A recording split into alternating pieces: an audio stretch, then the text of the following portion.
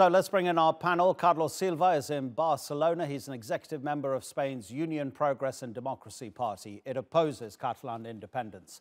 Andrew Dowling joins us from Cardiff. He's the author of the book, The Rise of Catalan Independence, Spain's Territorial Crisis. Gentlemen, thank you very much indeed for joining us. Andrew, I'd like to start with you because I just want you to put into context exactly what's happening at that trial at the Supreme Court, given what we heard before we came on air, that Pedro Sanchez's minority government has not had its budget passed, among the parties voting against his proposal, Catalan secessionists. So I think it's almost impossible, is it not, to look at that trial that's going on of these 12 Catalan separatist leaders without considering what's going on in the national government. Just give us a bit of background about that. Well, yeah, absolutely. I mean, Pedro Sanchez was able to take power in May last year, and he was able to overthrow the ruling Conservative Party with the support of the Catalan independence parties, who were very unhappy at the way Spain's Conservatives had reacted to the Catalan question over the past few years. But obviously the timing of the budget today, and, you know, it's the second day of this incredible trial, has meant that the pro-independence Catalan parties, for them, it's impossible to show support for the current Spanish government in this context. Carlos, is it possible that these Catalan parties that, I mean, most people do think that they are part of the major reason that a minority government has been able to survive this long with Pedro Sanchez as the Prime Minister, but is it possible that those secessionist Catalan parties are using their influence over Pedro Sanchez to get their own way in Catalonia? Many people in Spain, I believe about 45,000 people came out onto the streets of Madrid over the weekend because those people think that Pedro Sanchez is in some way not carrying out his responsibilities towards, in terms of the central government in Spain, the responsibilities they believe it has towards keeping Catalonia part of Spain. Well, Pedro Sanchez has a very weak government, and he became a president with the support of the pro-independence nationalist parties. So he's always been submitted to the demands of these parties. So in that sense, he's been a hostage of those demands, which have always been cleared. They wanted the recognition of the right to self-determination. They wanted a legal binding referendum.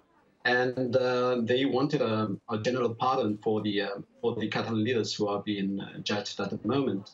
So he's been a hostage of those demands for all this time, and he's also been hostage in a sense of his own personal ambition. He wanted to keep the ball rolling as long as he could, and accepting whatever the demands of these parties were. So in that sense, a big part of Spanish public opinion has felt that he was trading and dealing with things that he's not allowed to trade in a negotiation with the nationalists, which were things like the sovereignty of the Spanish kingdom or the union of the country, and that's also had an effect on the end of his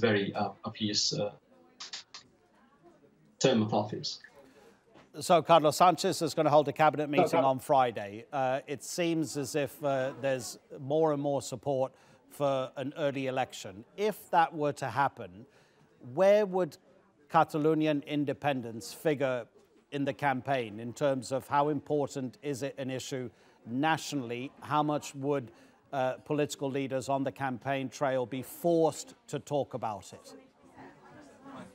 Well, at the moment, the Catalonian bid for independence is the most hot political issue in Spain. And I think that was evident in the last election in Andalusia as well, when the far-right party, Vox, achieved a relevant position in the results due to that, in my opinion, due to this question. So if in the context of the trial and the weakness of Sanchez government, I think that the next elections, the snap elections that he is about to call, will be heavily influenced by this topic.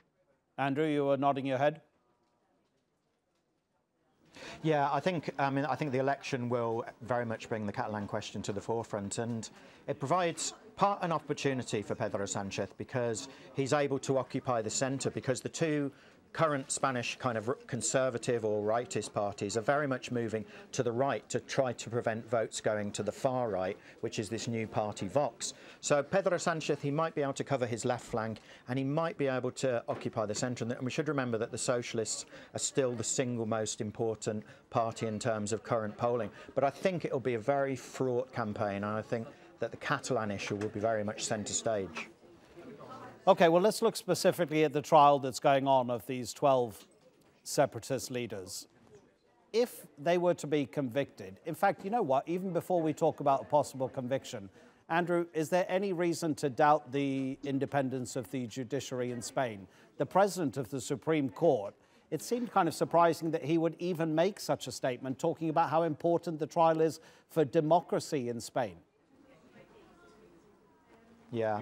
Well, I think, there are a number of things. I think Spain is a parliamentary democracy and it's internationally recognised as a parliamentary democracy. There was a recent survey by The Economist, and Spain's in the top 20 in the world of fully representative democracies. However, there's also plenty of evidence that the Spanish judiciary is highly politicised, and a bit like what happens in the United States of America, there's been a tendency in the past 10, 12, 15 years, particularly of conservatives, to appoint judges who share their political values. And that's been a change from the previous period of democracy. So you do have a very conservative judiciary. And I think it is noticeable, I think, that the integrity or the credibility of the Spanish judiciary is on trial. I think it's not just the Catalan independence movement, it is the major institutions of the Spanish state, including the judiciary, that are also going to be on trial over the next 3 to 4 months. So I think it's very important for them that they're trying to show the very best face of the Spanish judiciary. Carlos, I think it was Oriol Junqueras, the most senior of those Catalan leaders on trial. The lawyer of Junqueras said it's essentially vaudeville. He said what's going on in the Supreme Court is theatre. What do you make of that? Well, I think that the guarantees that all the political leaders who have been judged have all the guarantee of all the rights they're protected. It's a qualified judiciary system, and the thing is that they're trying to put the focus on the Supreme Court and on the quality of Spanish democracy that, as Andrew said, has been recognized and is recognized by all the or according to all the standards or the most advanced democracies. So the thing is that what is being judged here are the facts that happened a couple of years ago, and all the crimes that these political leaders committed. And so the defense is being focused on the quality of the system. But I'm sure that they have the rights are guaranteed, and that this is not what is being judged in this trial. Is there any? Do you get any impression? Are there any opinion polls about what the people generally across Spain would like to see happen to them? Of course, it doesn't make any difference to the eventual outcome, but in terms of what the people would prefer to see, because I certainly know that there's a strong feeling that a certain percentage in Spain would like to see these people punished for what they believe is a drive to break Spain up, which of course would be the case if Catalonia were to become independent. The revenge is bad advice, but we all trust justice because, as I said before, we're convinced and we know that this is a qualified and that judiciary system that offers all the guarantees to the people who are being judged. So I think that Spanish opinion will be ready to accept whatever the result of this trial is. But I also think that the events were serious enough, and that many people would also feel a relief if they get the sentence they deserve. Yeah. So Andrew, accepting the result is absolutely fair enough. But if you saw the scenes outside the courtroom on Tuesday, people were very angry. Both sides were very vociferous in the support or being against the people who were walking in there. Yeah, absolutely. As I said, the Spanish judiciary is on trial, as is Catalan independence. And in my view, the approach of the Spanish judiciary to this whole issue is essentially using a sledgehammer to crack a nut. because there wasn't a real threat of independence. There's been zero violence. So the charges of sedition and rebellion are just incredible. That, you know, people have commented that they just sound like medieval charges with prison terms of over 25 to 30 years. I think you can certainly demonstrate there's been disobedience, you can certainly demonstrate there's been use of public funds, but the notions of sedition or rebellion, comparing it to a military coup that happened in Spain on the 23rd of February 1981, where there were literally tanks in the streets in certain parts of Spain, particularly Valencia, is just ludicrous, because the Catalan independence movement has been an overwhelmingly peaceful movement. They've been able to get over 1 million people on the streets every September. So this is the problem. The charges against the pro-independence leaders are so exaggerated that it really does damage the credibility of the Spanish judicial system. Yeah, Carlos, you surely must agree with that, right? Even if you're against Catalan independence, surely that charge of rebellion is supposed to carry with it a link which proves that people who are found guilty of rebellion would be found guilty of inciting violence. And there was never any evidence. I tell you, we on TRT World, we covered everything so closely. We had reporters on the ground. We were right across everything. Never once did we play a single clip of any Catalan leader saying, go out there and make trouble. No, that's not exactly true. I don't agree with Andrew at all. What happened was very serious, and that was an implicit call for violence, or the consequence of what they were setting in motion was violence. That's just not true. Oh, that's true, because they were breaking all legal procedures, they were breaking the constitutional order, they were calling people to go to the street. What do you mean? That's not violence. Well, that's not the violence, because that's like saying no, because the state and the police function. It's like saying if I drive at 45 miles an hour in a 30-mile zone, I'm violent. Breaking the law is not violence. You have to demonstrate violence. We're talking about the political, the call for violence that political leaders made. The only violence was the Spanish police on the 1st of October. Sorry? No, because there were other, apart from ANC and Omnium, which did the dirty job of instigating people to go to the street and surrounding buildings and avoiding the justice to act in Catalonia. So are you saying that are people not allowed to demonstrate in the streets anymore? Are you saying that if you demonstrate in the street, that's an act of violence? Is that what you're saying? Because that's all it is. I mean, we've had demonstrations in the UK. Are you saying that when 2 million people demonstrated against the Iraq War in March 2003, that was violent? Thousands of people surround the building where police were seeking violence. You can't demonstrate They weren't able to leave the building for 18 hours. Police vehicles were destroyed, and the people who are being judged were standing at cars. What's violence? Okay. I'll tell you. Obviously, you're not going to agree. Okay, there was. Okay, look, there was trouble on the streets. Okay, go on, Andrew. Go on. Yeah, no, I'm critical of Catalan independence, and I'm happy to make a critique of Catalan independence. But I do reiterate that most reasonable observers consider the charges against the Catalan independence leaders heavily exaggerated, of sedition and rebellion. Those charges are just unsustainable. And if they're found guilty of those, that will do permanent damage to relations between many Catalans and the rest of Spain. Things are already very bad. But if they're convicted on those charges, I think that there will be a continued push for independence for the foreseeable future. And that was exactly the point I was coming to when actually we got distracted just starting this mini part of the debate about the independence of the judiciary. So let's come back to the initial point I wanted to make.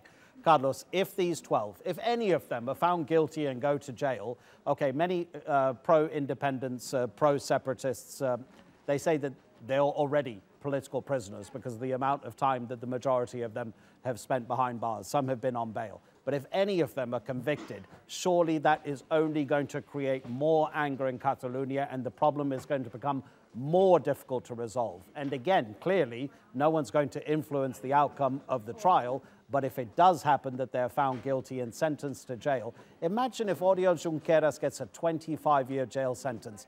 There could be riots around Catalonia.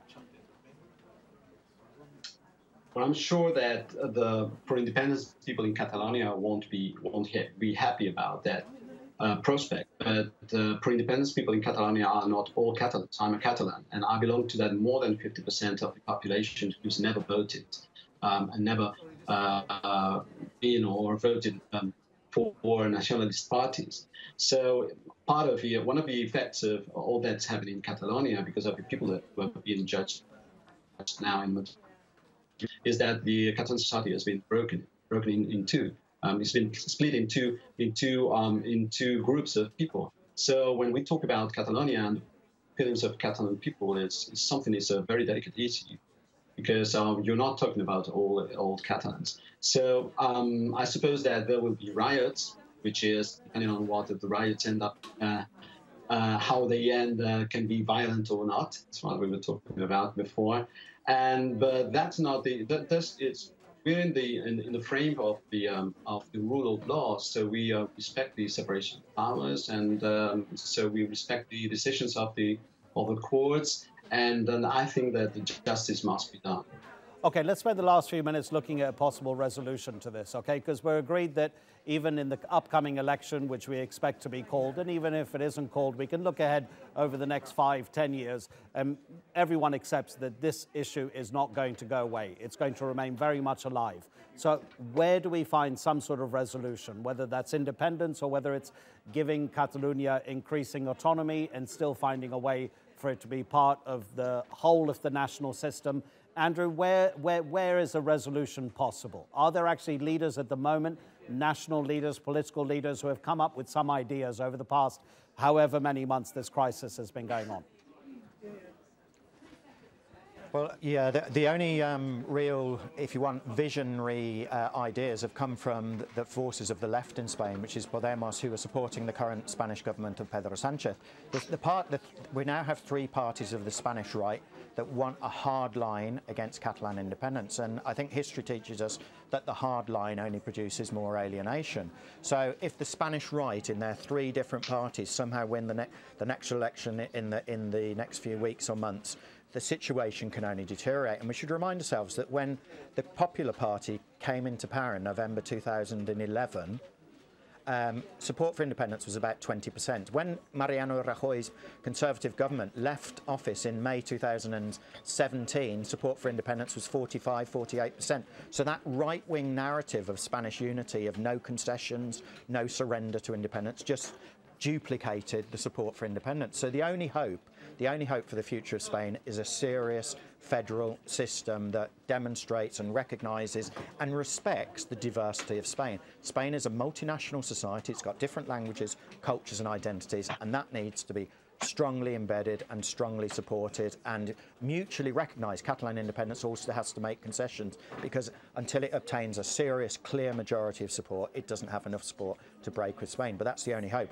And essentially, this next general election in Spain will determine if the situation is going to get worse over the next 3 to 4 years once that new parliament is established. As a Spanish politician, Carlos, where are the answers here? Well, what Andrew says is not exactly true. He's accepting the point of view of the nationalists. Spain is one of the most decentralized countries all over the world. All diversity is recognized, and Catalan is compulsory in the educational system. It's compulsory everywhere in Catalonia. So the Catalonian identity couldn't be recognized more. In fact, so despite the fact that Spain is not called a federal state, it is a federal state already. So what you could offer the nationalists to make them feel happier would be a confederal relationship or status, right? Which is absolutely against the unity of nations. So there is nothing else to offer. There is nothing more to offer. The mistake is to accept the present situation as a natural situation. We're talking about the Catalan society as being pro-independence as something that's happened spontaneously. And that's not true. This is the result of 40 years of nationalist government. Okay, Carlos, Andrew, thank you very much indeed for your time. A very enlightening conversation. Thanks for taking part in it.